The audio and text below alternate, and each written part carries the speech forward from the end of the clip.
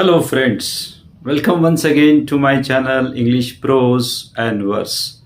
Today, we are going to discuss a new poem of 12th standard NCRT book Flamingo, that is Aunt Jennifer's Tigers, written by Andreen Rich.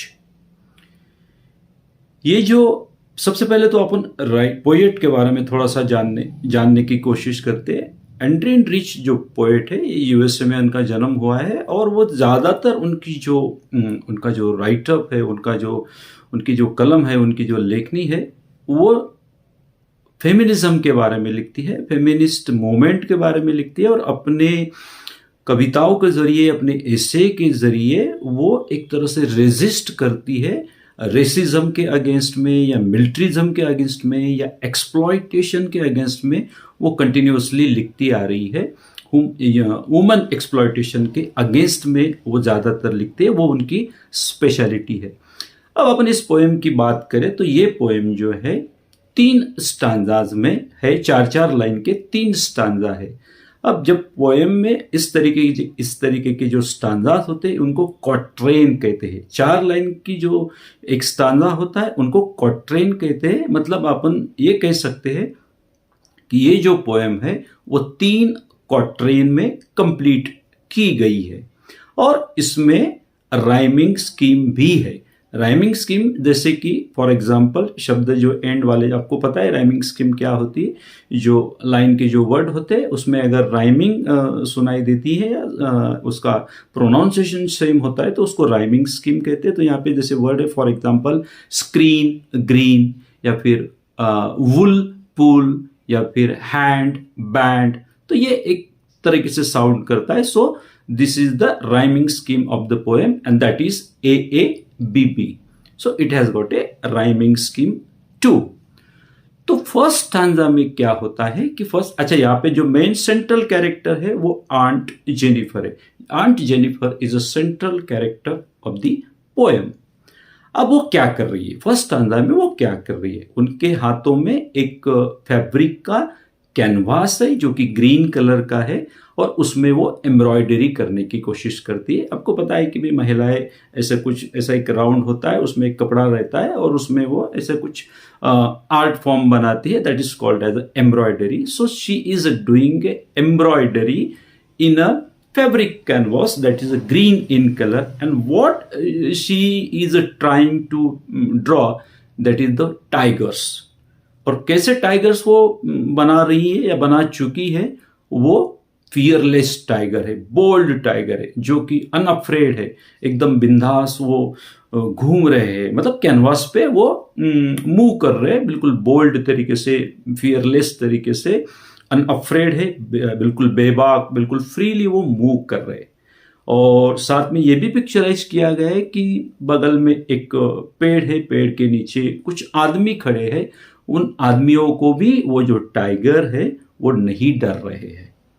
अब यहाँ पे जो picturisation है ये क्यों किया गया है, क्योंकि ये जो पोएम जो है बेसिकली ये मेल डोमिनेटेड सोसाइटी में महिलाओं को या वुमेन को कुछ प्रॉब्लम्स होती है उसको पिक्चराइज करने की उन्होंने कोशिश करी है और वो दिखाने की कोशिश कर रही है कि मेरे बनाए हुए जो टाइगर है किसी भी आदमी से नहीं डरते, they are not afraid of the man surrounded by. So this is in the first stanza. Second stanza में आने के बाद में वो ये कहती है, पोएट ये कहती है कि वो एम्ब्रॉयडरी कर रही है और उसके जो हाथ है वो फ्लटरिंग हैंड्स है, मतलब कांपते हुए हाथ है और वो जो एम्ब्रॉयडरी कर रही है वो आइवरी की जो निडल होती है उससे वो कैनवास पे एम्ब्रॉयडरी कर रही है। तो वो एम्ब्रॉयडरी करते समय वो जो आइवरी जो नीडल है वो उसको पुल भी नहीं कर पा रही, मतलब उसमें से ऐसा करने के बाद में वो बाहर खींच भी नहीं पा रही है। क्यों नहीं खींच पा रही है? She is unable to pull the ivory needle from that fabric because of she is having a band, यानी कि रिंग उनके उंगली में है और यहां पे है कि massive weights of uncle's wedding band, यानी कि उन्होंने शादी में जो शादी की जो अंगूठी पहनाई है उनकी उंगली में वो अभी भी है, लेकिन उसका वजन उसका वेट मैसिव मैसिव वेट, यानी कि इसका वजन इतना ज्यादा है कि वो अपनी उंगली उस फैब्रिक में से निकाल नहीं पा रही। अब यहां पे इसका मीनिंग ये होता है कि एक्चुअली वो नीडल का वेट नहीं है, लेकिन हस्बैंड के द्वारा उनको इतना प्रेशराइज किया गया है, उतना उनको हाउस होल्ड रिस्पॉन्सिबिलिटीज उनके डाल दी गई है, इतना उनको एक्सप्लॉइट किया है, उनको किसी भी बात का फ्रीडम नहीं दिया गया है। तो वो जो इमोशन का वेट है, वो जो डर है, मेंटल स्ट्रेस या फियर है, उसके कारण उनके अंदर वो शक्ति नहीं है कि वो आइवरी नीडल को वो फैब्रिक में से बाहर निकाल पाए। So massive weight of uncle's wedding band and her hands are fluttering, जैसे कांपते हुए हाथों से वो निकाल रही है। तो यहाँ पे मतलब यहाँ इसी बात से अपने को ये पता चलता है कि and Jennifer became very old. यहाँ पे मतलब उनका जो एज है वो डिस्क्राइब नहीं की गई है कि exactly how old she is, but ये जो फ्लिटरिंग हैंड से अपने को ये पता चलता है कि she became old, but till that age also she is living under fear of her husband. She is continuously being exploited by husband, whether it is a domestic responsibilities or any other reasons. But this is the scenario of male dominated society, woman exploitation in a male dominated society. Last stanza में ये हो रहा है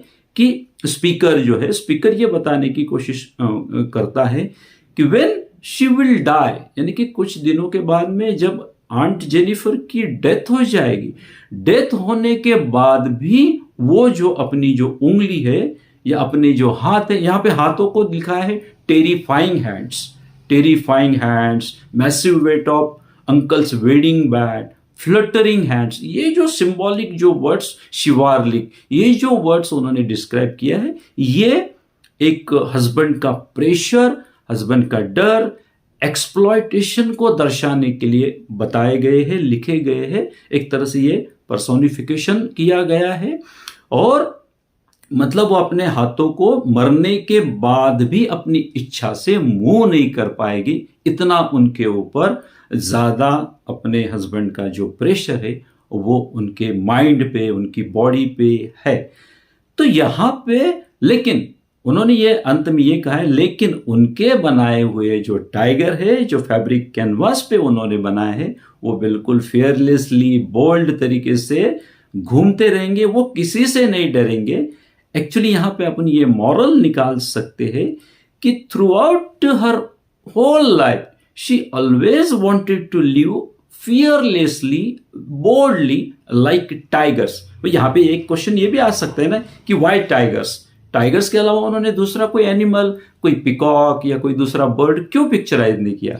reason ये है कि वो tiger के जैसा बोल्ड तरीके से अपना जीवन जीना चाहती थी, लेकिन वो कभी कर नहीं पाई अपने हस्बैंड के डर के कारण। She always wanted to live the life like a fearless tiger, but she could not do so with the help of her art, उनके अपने अंदर जो कला है, अपनी आर्ट के जरिए अपने इमोशंस को वो बाहर दिखाने की कोशिश कर रही है कि ठीक है, मैं वैसा नहीं जी पाई पूरे लाइफ में, but what ever the tigers I made on this canvas, they will not have any kind of fear of a man surrounded bye. तो मेरे बनाए हुए जो टाइगर है वो बिल्कुल बिंदास घूमेंगे, अनअफ्रेड रहेंगे, बोल्ड तरीके से रहेंगे और फियरलेसली वो विचरण करेंगे या प्राउंस करेंगे, ऐसा मेंशन किया गया है।